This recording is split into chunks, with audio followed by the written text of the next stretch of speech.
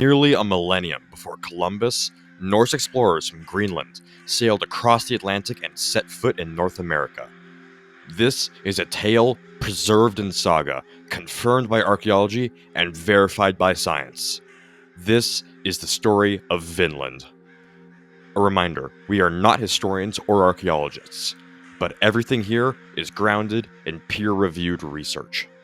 The primary narrative comes from two old Icelandic sagas, the saga of the Greenlanders and the saga of Eric the Red, written in the 13th century.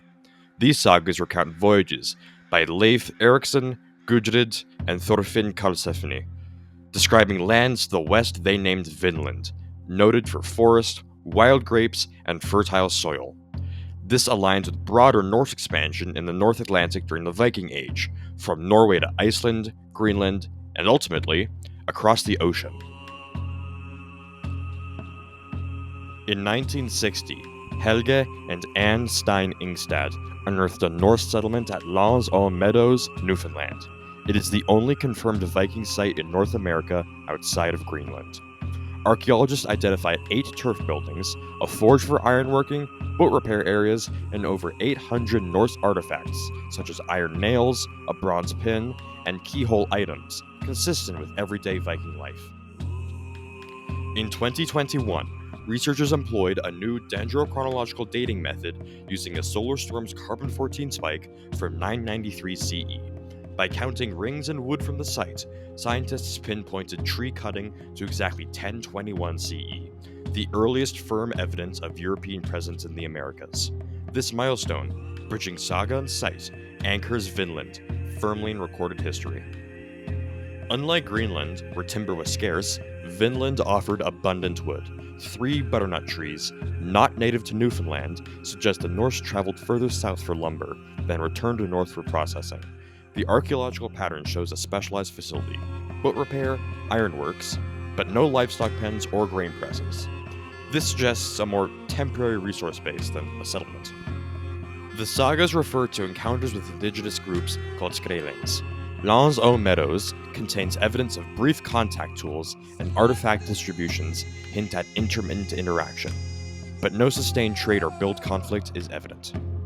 The reality appears to be cautious interaction, neither full cooperation nor violent hostility. Occupation at Meadows lasted only a few years, possibly under a decade. Small midden deposits and a lack of structural repair suggest a transient site used seasonally. This reinforces the idea of a specialized expedition base rather than a permanent settlement. But why didn't the Norse stay? Several factors likely played a role. Long, dangerous sea voyages, logistical straits, limited group numbers, harsh, unfamiliar environments, possible indigenous resistance, or at least difficulty adapting. A focus on resource extraction. Once timber was gathered, the incentive to return dwindled. Essentially, the cost outweighed the benefit. Today, Meadows stands as a UNESCO World Heritage Site.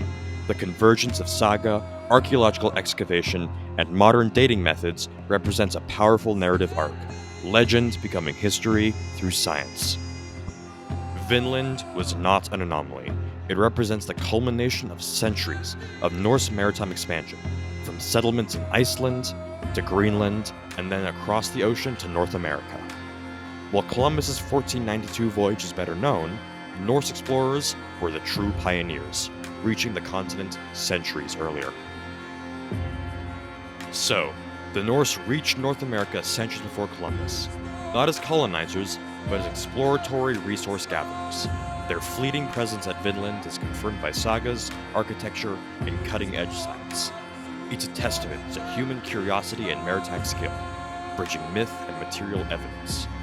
We remain storytellers, not archaeologists, but with ongoing research, the story of Vinland grows richer every year. Thank you for watching.